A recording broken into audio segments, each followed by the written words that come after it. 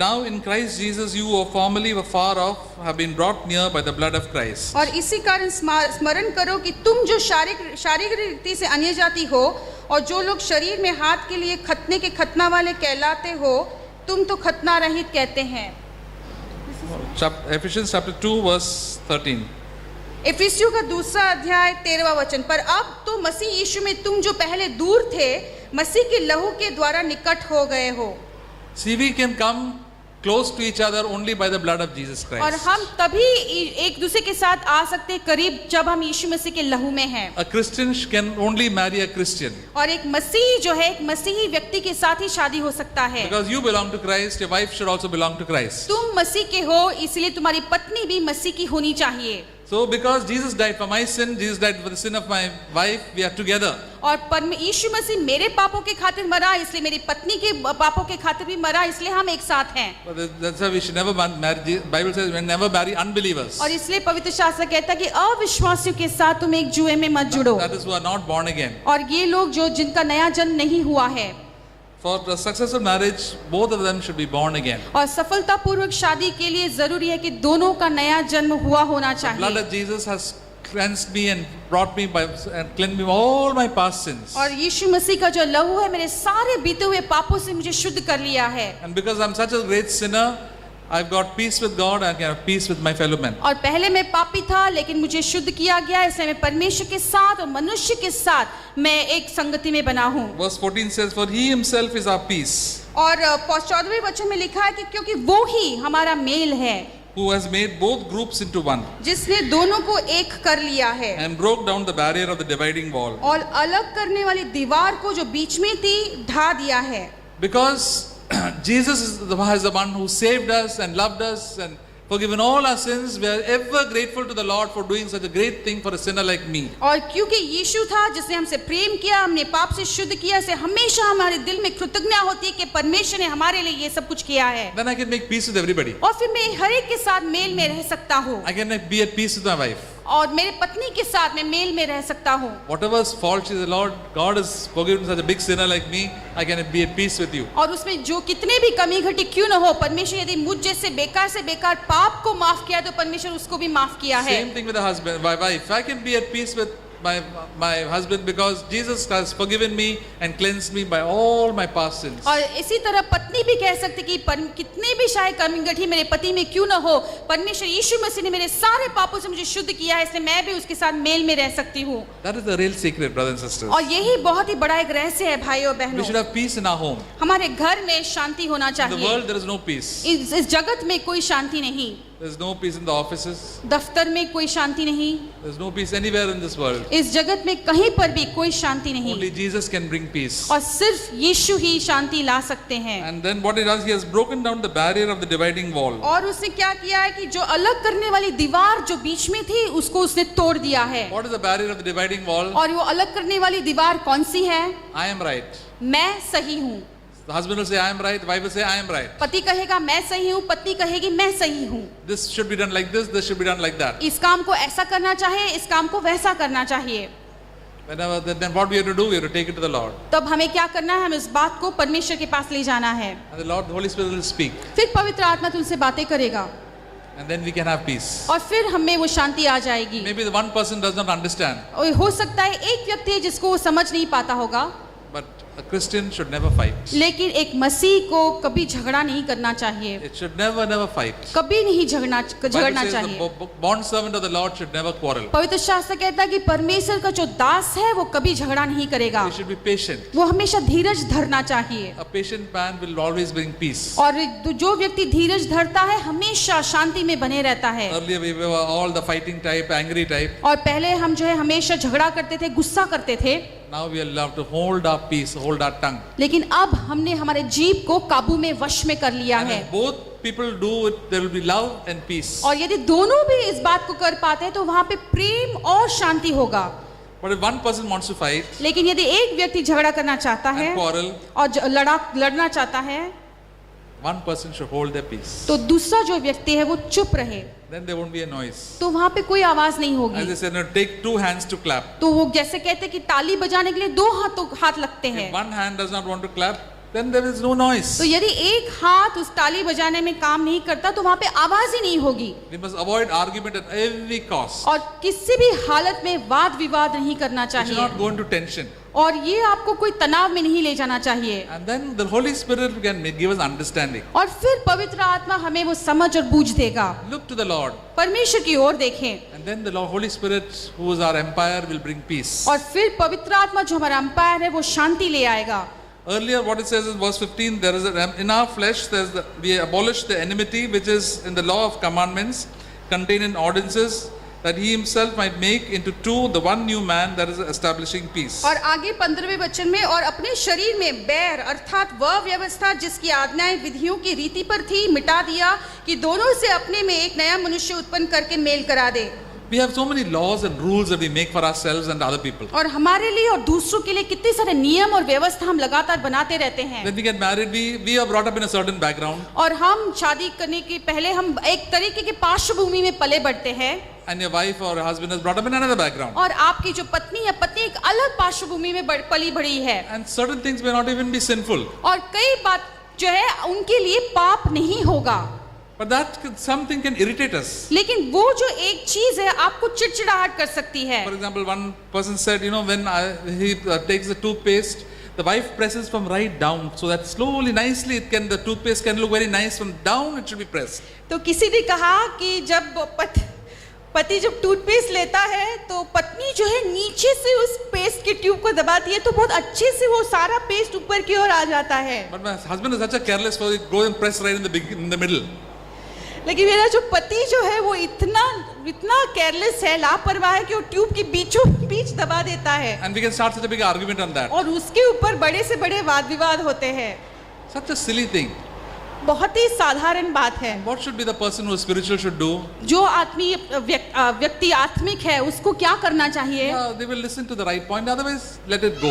तो वो इस बात को समझाने की कोशिश करें, वो सुनेंगे, नहीं सुनेंगे तो उस बात को छोड़ दें। Most of the fights and the disagreements we have are on petty trivial things. और बहुत अधिकतर जो झगड़ा है अनबन की बातें छोटी-छोटी बातों को लेकर होती है। Because we all want to do the things we like to do. क्योंकि हम में से हर एक को हमको जो अच्छा लगता है वो ही करना चाहते हैं। And that is why it's very important to have the cross in our own life. और इसलिए बहुत महत्वपूर्ण है कि क्रूस को लगातार हमारे जीवन में रखे रहना है। You know about the cross of Calvary? आप जानते हैं कलवारी के क्रूस के बारे में? But every day Jesus said, you want to follow me, you must take up your cross daily and follow me. लेकिन यीशु ने कहा कि यदि तुम मेरे पीछे पीछे चलना चाहते हो तो रोज दिन प्रतिदिन अपने क्रूस को उठाकर मेरे पीछे चलो। What is the meaning of taking my cross daily? और मेरे क्रूस को रोज उठाने का मतलब क्या है? I must not please myself. मैं अपने खुद की इच्छा या मर्जी को पूरा नहीं करना Listen है। to the voice of the Lord. परमेश्वर की आवाज को सुनना है। He never pleased himself. उसने कभी भी अपनी खुद की मनमानी नहीं की। If it is not sin, just leave it. और यदि वो पाप नहीं है तो उस बात को छोड़ दो। And there are so many faults the Lord really brings out, and he corrects the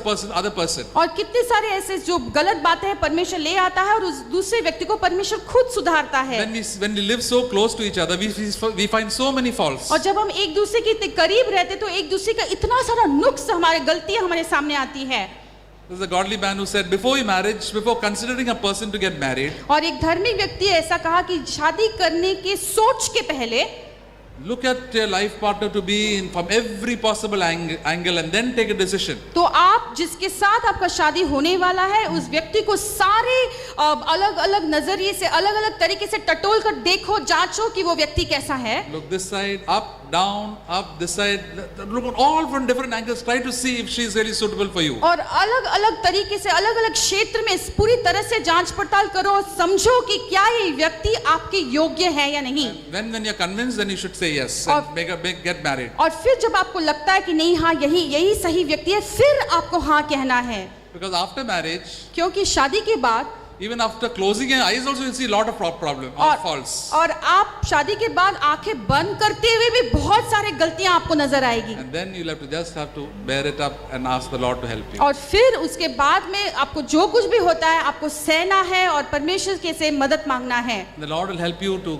get get to come closer to each other with every passing day. और हर एक दिन बीतते दिन परमेश्वर मदद देगा कि आप दोनों को एकत्रित साथ में और करीब लाएं। And we can get along with anybody as if we humble ourselves. और जब अपने आप को हम नम्र करते हैं, हम किसी के साथ भी शांति में रह सकते The हैं। humble person can get along with anybody. जो नम्र व्यक्ति है वो किसी के साथ भी शांति में रह He सकता can है be such a tremendous blessing. और वो कितना एक आशीष होगा।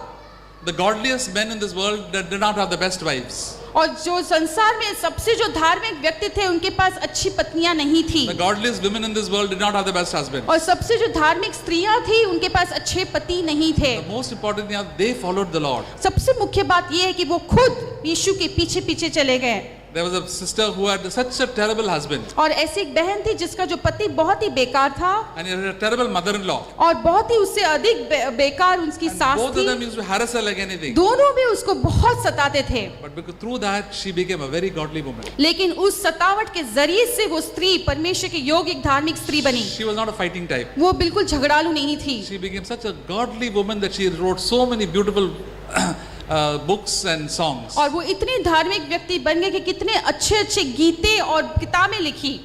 And that is the secret of her life, was that she humbled herself and hurt herself and took up the cross. और उसने उसका जीवन का यही रहस्य था कि उसने अपने आप को नम्र किया और नम्रता के साथ उस क्रूस को उसने उठा लिया। There are many godly men who didn't have very good wives. और बहुत सारे धार्मिक व्यक्ति हैं जिनकी अच्छी पत्नियां नहीं थी। One brother said, no, if my wife were turned out to be a witch, I'd still be able to love her. तो ऐसा एक व्यक्ति ने कहा कि यदि मेरी पत्नी जो है वो एक विच बने, गलत जादूगर बने, तो भी मैं परमेश्वर के पीछे पीछे जाऊंगा। Because God's love is there in his heart. क्योंकि परमेश्वर का प्रेम उसके दिल में भरा हुआ है। It all depends upon us. ये सब कुछ हम पर निर्भर करता है।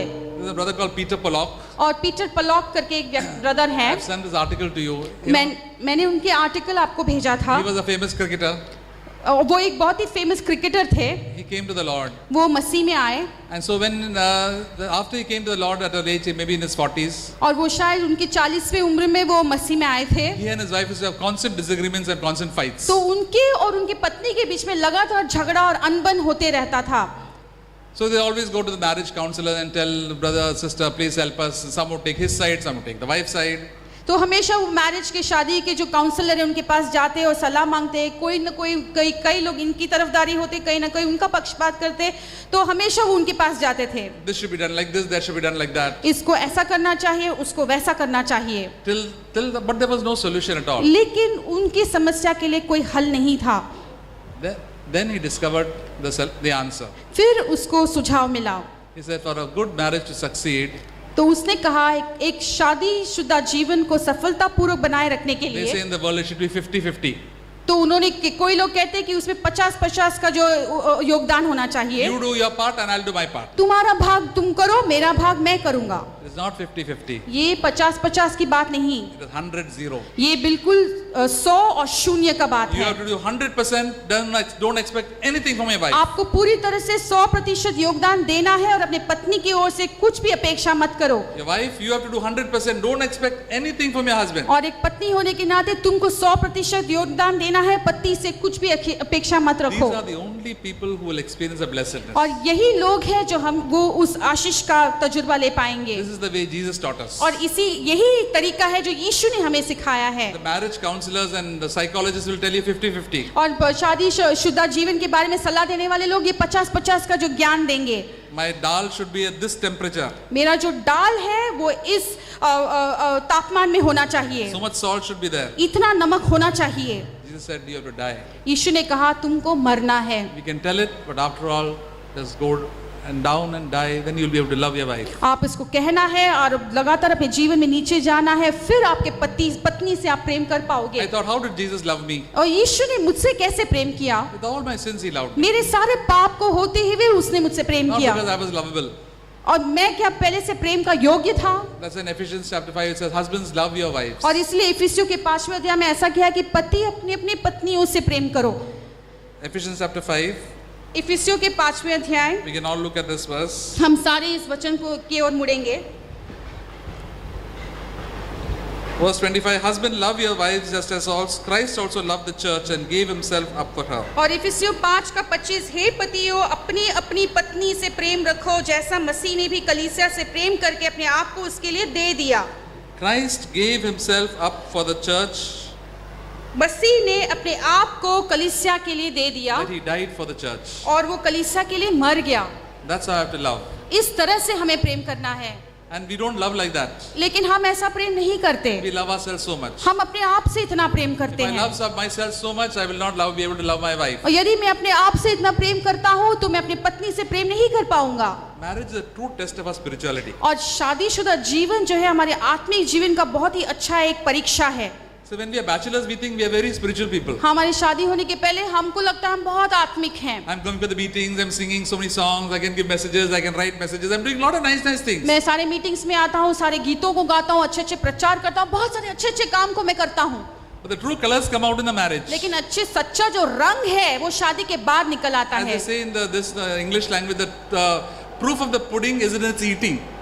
जैसे अंग्रेजी में कहते हैं कि खाने के वस्तु का जो वैल्यू है उसको खाने के बाद ही पता चलता है। I made a nice little dish, but let's see if the dish is nice or not. It's only when you taste it. तो मैंने बहुत अच्छा पकवान बनाया है, बहुत स्वादिष्ट है, लेकिन उसको चखने के बाद ही पता चलेगा कि वो कितना अच्छा है। Because we live so close to each other, we discuss how selfish we are. और हम जब एक दूसरे के साथ इतने करीब रहते हैं तो हमको समझ आता है कि हम कितने स्वार्थी हैं, And how proud we are. हम कितने घमंडी हैं। I had a neighbor when we were young. हम जब छोटे थे हमारा एक पड़ोसी था, He was a bank officer. वो एक बैंक ऑफिसर थे, He was a very bossy type of person. बहुत ही वो अधिकार जताते थे। He expected his wife to obey him everything. वो चाहते थे कि उसकी पत्नी जो है हर एक चीज में उसकी बात को माने। He made a big board in his house and wrote, I am the boss of this house. तो उसके घर में उन्होंने एक बहुत बड़ा एक बोर्ड बनाया कि इस घर का मालिक मैं हूँ। And he told his wife, see, when I come in the house, when after work, your dress should be tip top as if you're going out somewhere. तो उसने अपने पत्नी से कहा, जब मैं ऑफिस से लौटता हूँ तो तुमको ऐसा ड्रेस पहनना है जैसे मानो बाहर जाने के लिए तुम तैयार हो। I want always you to be dressed very well. तो मैं हमेशा चाहता हूँ कि तुम बहुत अच्छे ड्रेस से रेडी रहो। His wife is told, very troubled about his behavior of his. तो इसका उसकी इस कहने से आदत से उसकी पत्नी बहुत बेचैन रहती। She found it very difficult. वो बहुत उसके लिए मुश्किल हो गया था। Come and tell her neighbor, now how can I deal with such a husband? तो वो उसके पड़ोसी से आके बोलती, अभी ऐसे एक पति के बर्ताव के साथ मैं क्या करूं? God has not called us to boss around. परमेश्वर ने हमें दूसरों पर अधिकार जताने के As लिए you नहीं heard, बुलाया। Jesus never forces us. यीशु हम पर कोई दबाव या जोर नहीं डालता। When he calls us, he says, if any man is willing to follow me, you please come. और वो जब वो लोगों को बुलाता है तो कोई यदि किसी को चाहत है तो वो तुम मेरे पीछे आ जाओ। We try to force so many things and find the things become worse. लेकिन जब हम दूसरों के ऊपर जोर या दबाव डालने की कोशिश करते हैं वो हालात और बिगड़ जाता है। You know, I am very fond of plants and flowers. और मुझे पेड़ पौधे और फूल से बहुत मुझे पसंद है। Childhood, I've been very interested in that. और मेरे बचपन से इन सारी चीजों में मुझे दिलचस्पी है। Sometimes I see my certain flowers are not growing up. When the flowers they are blooming, when they're just budding, they are one side is growing, one side is not growing. और कई बार मैंने देखता हूँ कि जब कोई फूल फूलने के पहले जब फूलता है शुरू में एक तरफ से वो मुड़कर जाता है। So I said, there is some little small tight band. I must try to release it. तो मुझे लगा कि शायद उधर एक छोटा सा एक बैंड है, उसको काट कर मुझे उसको छोड़ देना है।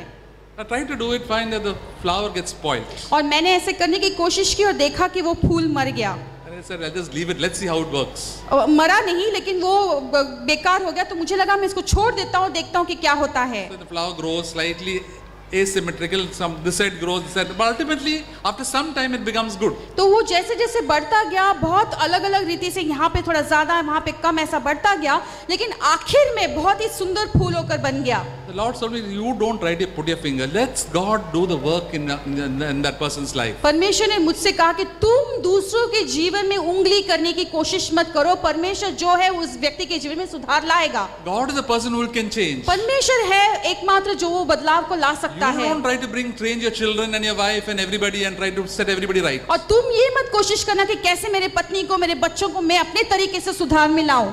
There is too much tension. इसमें कोई दबाव या तनाव नहीं है। Somewhere I read, to become God is very big responsibility. और कई बार हमारे लिए परमेश्वर एक बहुत ही बड़ा जिम्मेदारी